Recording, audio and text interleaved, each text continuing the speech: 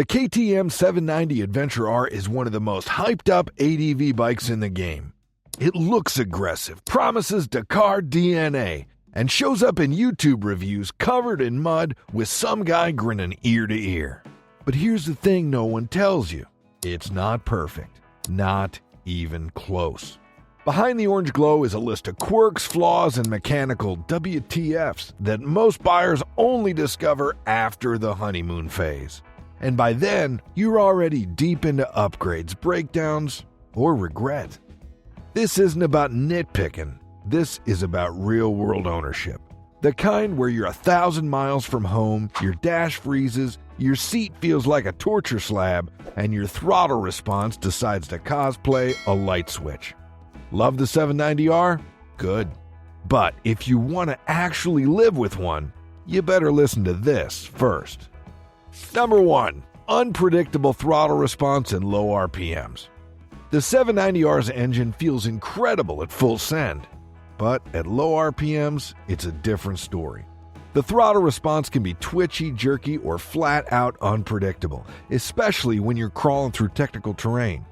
Even with fancy ride modes like off-road or rally, the sensitivity doesn't always feel dialed in. It's the kind of throttle that makes you overthink every bump or clutch input because one tiny wrist flick can make the bike surge forward like it's trying to buck you off. For newer riders, it's intimidating. For experienced ones, it's just frustrating. The problem isn't the power, it's the delivery. The LC8C Parallel Twin is tuned for punch, but the mapping at the bottom end feels like KTM forgot humans actually ride these things at slow speeds too. Some owners go for ECU remaps or throttle tamers to smooth it out, but that's an expensive fix for something that should have worked better from the factory. Off-road, that jerky throttle becomes a game of don't stall, don't whiskey throttle, especially when climbing or navigating obstacles. Your engine wants to go, your wrist wants control. It's constant negotiation, and on rough terrain, that's a risky one. It's not unrideable, but it demands patience. If you don't adapt fast, the 790R will remind you who's boss. Number 2. Electronics gremlins and dash glitches. KTM's electronics package is impressive on paper. Ride modes, traction control, cornering ABS, quick shifter, rally settings, the works. But in practice, let's just say sometimes it feels like a science experiment held together with optimism and zip ties. Plenty of 790R owners have reported weird gremlins. The TFT dash freeze in mid-ride, ride modes resetting after restarting the bike, random traction control errors, or the quick shifter acting like it forgot how gears work. None of this is catastrophic, but it chips away at your trust in the bike. Imagine you're in the middle of a multi-day trip navigating sketchy terrain, and suddenly your bike decides it's in street mode instead of off-road. Or your dash just goes blank as you're looking for a turnoff. It's not just annoying, it's a potential safety issue. To be fair, some of these bugs have been patched over time with firmware updates, but not every rider knows how to update, and not every dealer does it without you asking. It's the kind of thing that makes you wonder how much testing KTM really did before shipping these things out. Bottom line, for a bike that relies heavily on electronic aids, you shouldn't have to cross your fingers every time you hit the ignition. Number 3. Paper-thin seat comfort. The KTM 790 Adventure R may be built for off-road punishment, but that doesn't mean your butt should suffer too. Sadly, that's exactly what happens. The stock seat looks like it was designed by someone who hates sitting. We get it, it's narrow to give you room to move when standing on the pegs. It's flat so you can shift your weight. And yes, dirt-focused bikes aren't known for lazy boy levels of comfort. But here's a problem. This isn't pure enduro, it's an adventure bike. That means hours in the saddle, long distances, days in a row. After 2 hours, the seat turns into a medieval torture device. It's hard, angular, and somehow managed to transfer every bump directly into your spine. On paper, it's supposed to be ergonomically designed. In practice, feels like a yoga mat duct taped to a plank.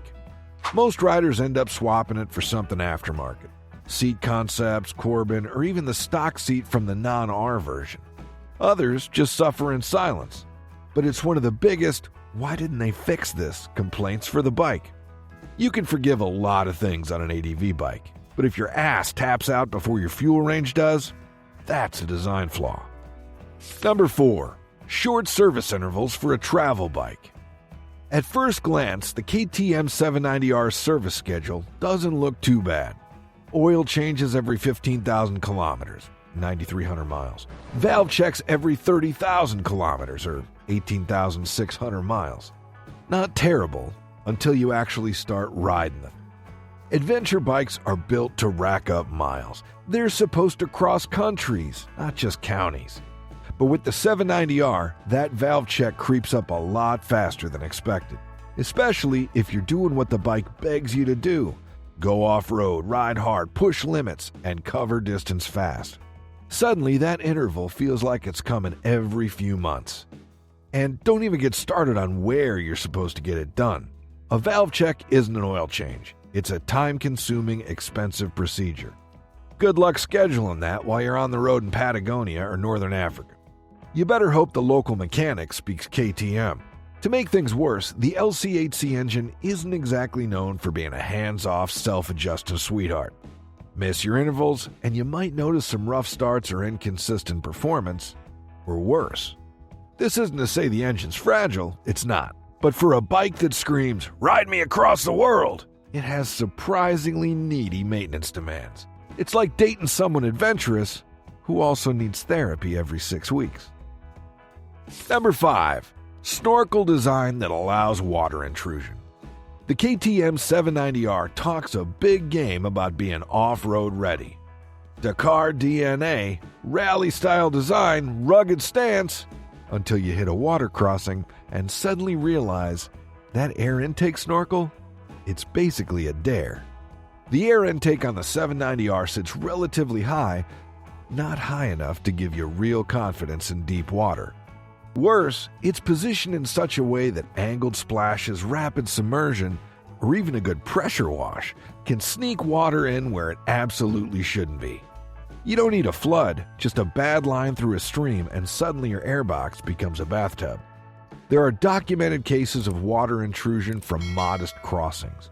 Not catastrophic, but enough to cause misfire, stalling, or if you're unlucky, a hydro-locked engine. It's especially risky if you're running aftermarket filters or vent mods without understanding the consequences.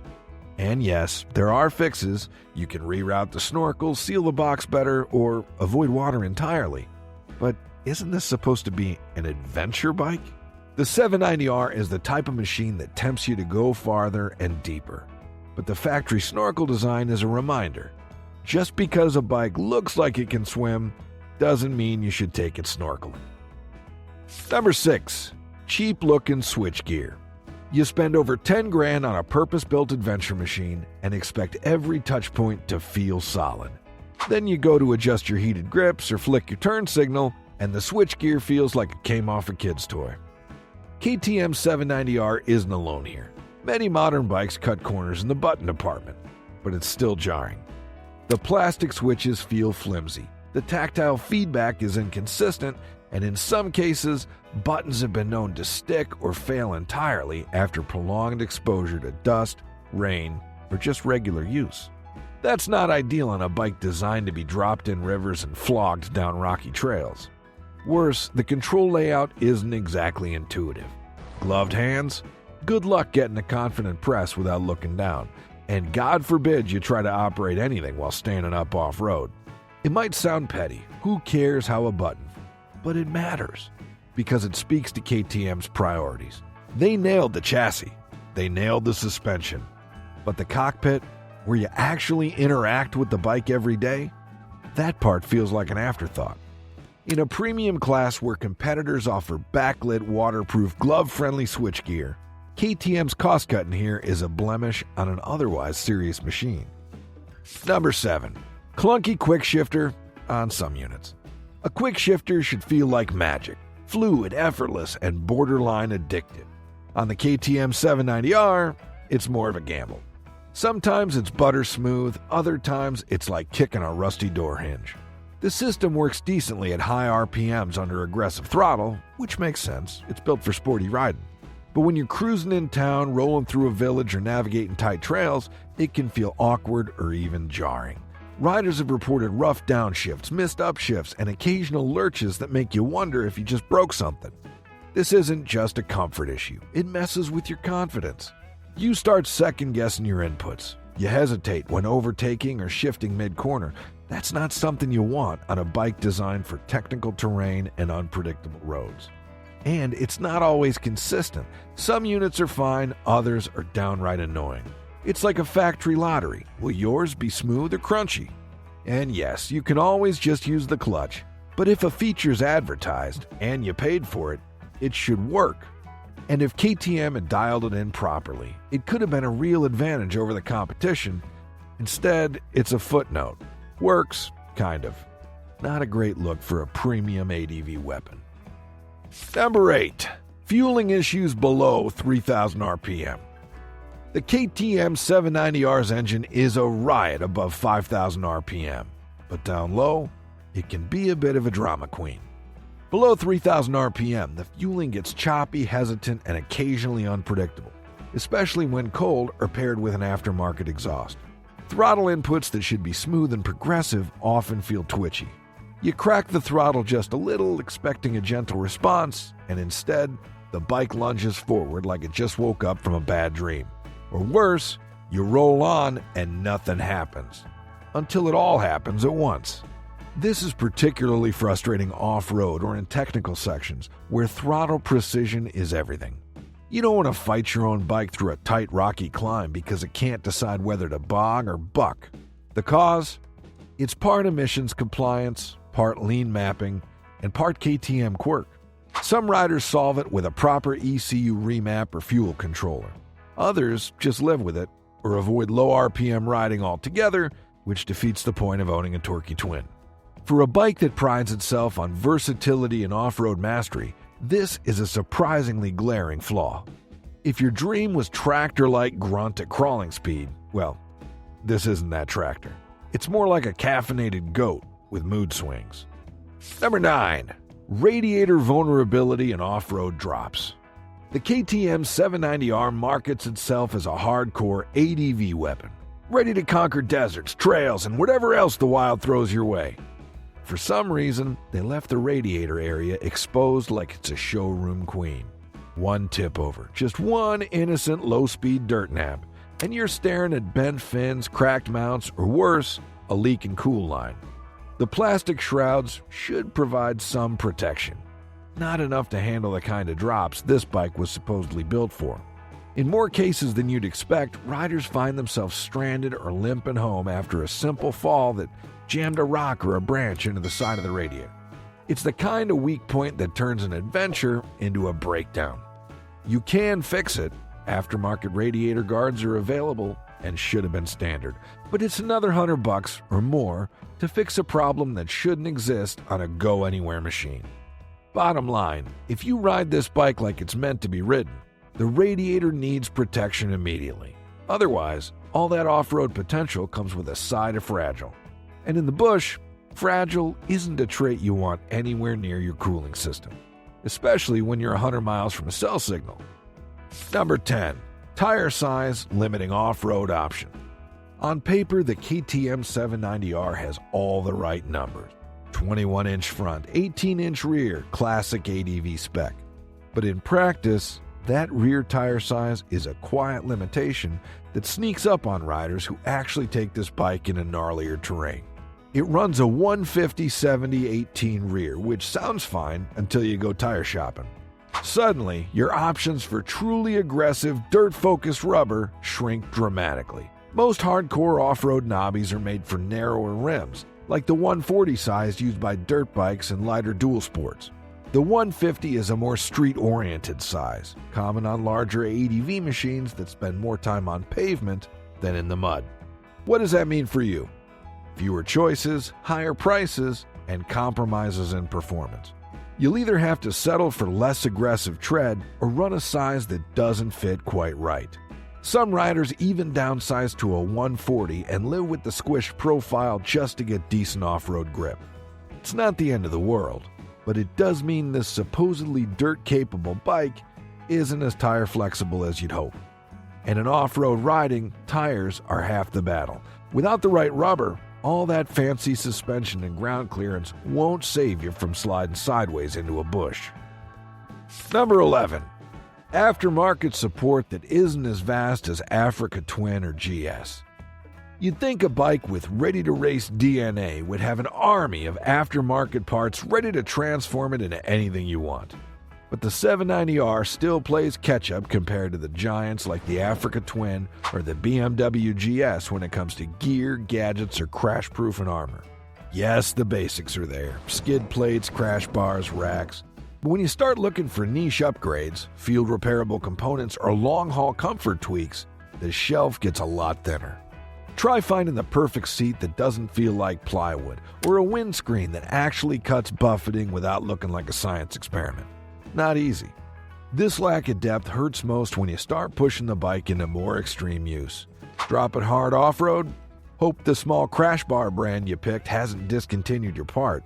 Want a hard luggage setup that doesn't rattle like a shopping cart? You might need to go custom.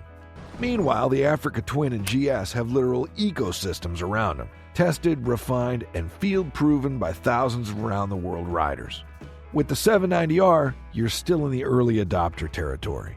That can be fun, or it can be frustrating when a $30 bracket is all that stands between you and a broken pannier on the side of a mountain. Number 12. It's not actually that light. For all the marketing hype about being the middle belt, KTM claims around 464 pounds wet, which sounds manageable until you're in the mud, alone, trying to deadlift it after a low-speed tip-over. Then it might as well be a freight train. It's deceptive, too. The low-slung fuel tank helps centralize mass, making it feel nimble when moving, but when the bike's on its side, that same tank suddenly works against you. It's wide, awkward, and places the weight in exactly the wrong spot when you're trying to hoist it upright. Compared to something like a CRF 300L or even a stripped-down DR650, this thing's a sumo wrestler. And if you're transitioning from a smaller dual sport or dirt bike, that weight difference becomes immediately obvious. Not on the road, but the moment you stop. In a world where lighter often means safer, more maneuverable, and more fun in the rough stuff, the 790R's middleweight label starts to feel like a technicality. It's still lighter than the big GS or Multistrada, sure, but don't expect it to float over terrain or magically rescue you from bad lines. You've still got to muscle it. And that's something many riders don't realize until they're already too deep. The KTM 790 Adventure R is a brilliant machine on paper. It's powerful, versatile, and carries serious off-road cred. But that doesn't mean it's perfect, or even the right bike for everyone. Under the orange paint and Dakar-ready marketing, there are compromises. Twitchy throttle manners, electronic gremlins, clunky components, and a not-so-light weight that catches riders off guard. So before you swipe that credit card, ask yourself, are you ready for the real version of this bike, not the showroom fantasy? If this video saved you from a bad purchase or helped you better prepare for a good one, drop a like. And if you own a 790R and have your own list of frustrations or fixes, hit the comments. And don't forget to subscribe, because we're just getting started with these brutally honest bike breakdowns.